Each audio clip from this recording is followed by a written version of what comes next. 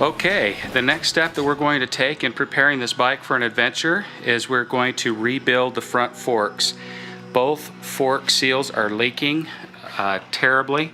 There's one there, one here. I've actually seen bikes where they've taken silicone and stuffed it in the little holes around the bottom of the fork dust sleeve there, thinking that that would stop the leak.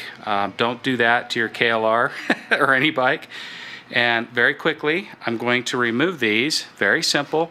You just simply remove the clamp bolts at the top. You remove the clamp bolts at the bottom. You disconnect the brake caliper on the bottom. Remove the bolt and whatever else you can see that's connected to it. Let's get back here. I got too dark there. And whatever else is connected to it. And then just slide the fork tube out.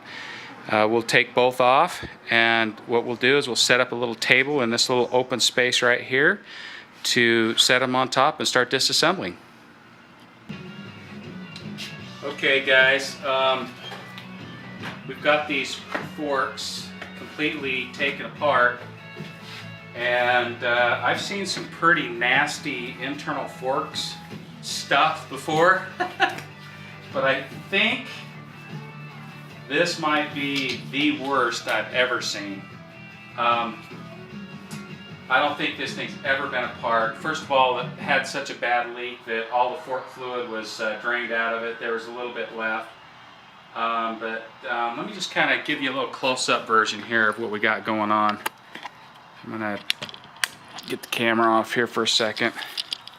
So here's the fork leg that has been not taken apart yet, and there's the one that I've taken apart, and you can see how black the whatever liquid is in there. Here's the internal fork slider. This is what's called the dampening rod. That dampening rod slides down in the top, comes out the bottom, and you have all your seals and stuff in there, and then when you slide that down inside here, there's a bolt right here that goes into the end, and it goes through the bottom of the fork leg there, and it screws into the bottom of this, which is inside of this, and that's what holds it all together so it doesn't come apart. Then you have your spring down inside there as well, and this right here is a spacer that preloads the spring and adds pressure to the spring. This is the top cap. And this little piece right there goes between the top cap and the spring. And the seals are obviously hard and crusted. The bushings I'm going to have to clean to look at them. But there's something I really want to talk about for a minute, and that is you hear about this progressive suspension spring mod.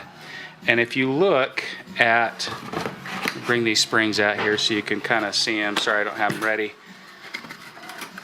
But if I lay this spring down next to the one below it, you'll notice the spring coil spacing on this stock spring are consistent. And you'll see on this spring, the progressive wound spring, that the spring is more separated down here, and then up here it gets kind of tighter.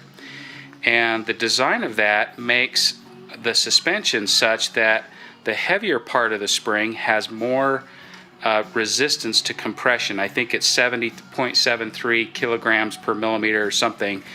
And the upper part right here is a lot easier to compress. I think it's 0.53 kilograms per millimeter or something like that.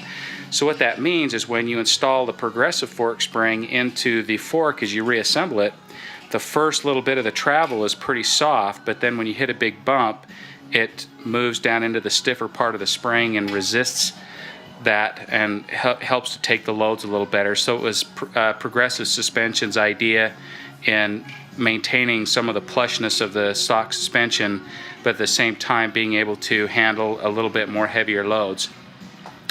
Now this spring right here that we have were provided by a well-known adventurer by the name of Halfthrottle.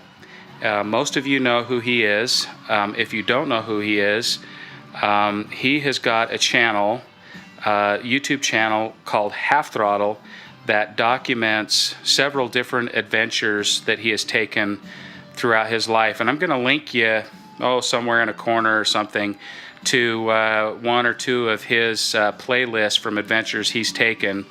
And at the end, we're going to link you to a little bit of the story. Forget the end. We'll do it right now. We'll put it up in here somewhere. Story of how these springs came about. So welcome. If you guys have not subscribed to him, go subscribe to Halfthrottle. He's got some great stuff on his channel. Learned a lot from him. And we want to welcome him on board and thank him for providing these springs that he had that were part of his KLR experience down in Panama. So they're going to live on in another KLR for the next adventure. So I just wanted to show you all that stuff. I'm going to go ahead and shut it off. I've got a lot of cleaning to do. I've got the other fork leg to take apart, and then we'll reassemble these with new fork oil and they'll be like brand new.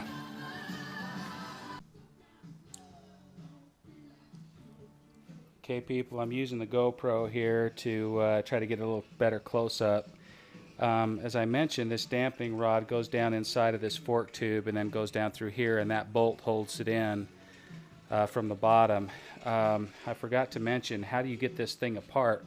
You stick an Allen wrench in the end of that thing right there and start unscrewing. This thing a lot of times will just twist within it. So you can, the best way is actually just to use an impact gun, an air gun, and just zip, and it comes right out. Now if you don't have that, what you may need to get is what's called a dampening rod holding tool. And what that is it's a tool that fits. You can see this kind of almost like a reverse socket kind of thing, and there's a tool that fits right down inside of there. It's long and it will stick right out of the end of there, so you slide it down in there and you hold it here while you loosen the nut or the bolt on that side. If you have access to an impact gun by air, that's great. If you don't, Harbor Freight and other places make very inexpensive electric powered impact guns. If you don't want to invest in a bunch of air tools, you know, you can spend $30 to $35 or $40 for the cartridge tool, or you go down and spend about that or maybe just a little more for an electric powered 1/2-inch drive impact gun that runs on 110 volts, and you can use it for lots of different things. So thought I'd just mention that real quick so you guys can figure out how to take it apart.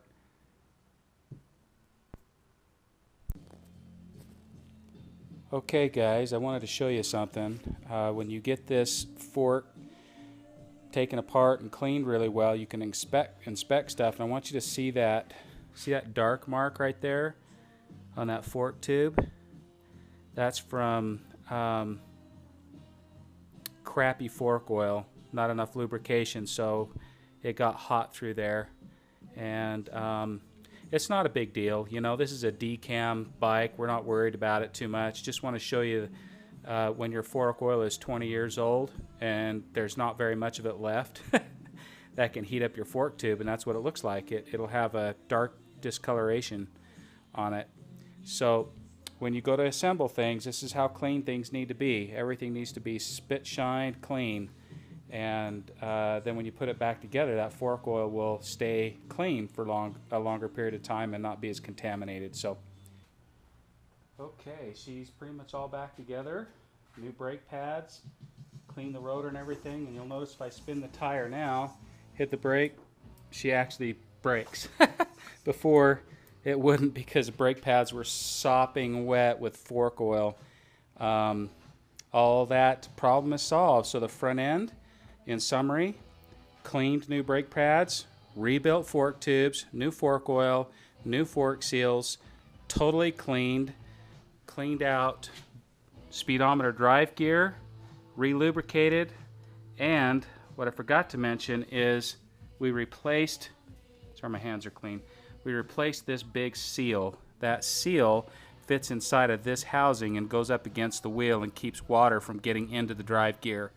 So that's another thing that's worthwhile doing while we're in replacing everything. New tire, it's weighted. We also have a single rim lock. It'll be easier to change a flat on the trail or the road if he gets one with a single rim lock instead of two. and one rim lock will hold this tire on just fine. New rebuilt, basically not new bearings, but re-lubricated head tube bearings, and it's just smooth as butter now.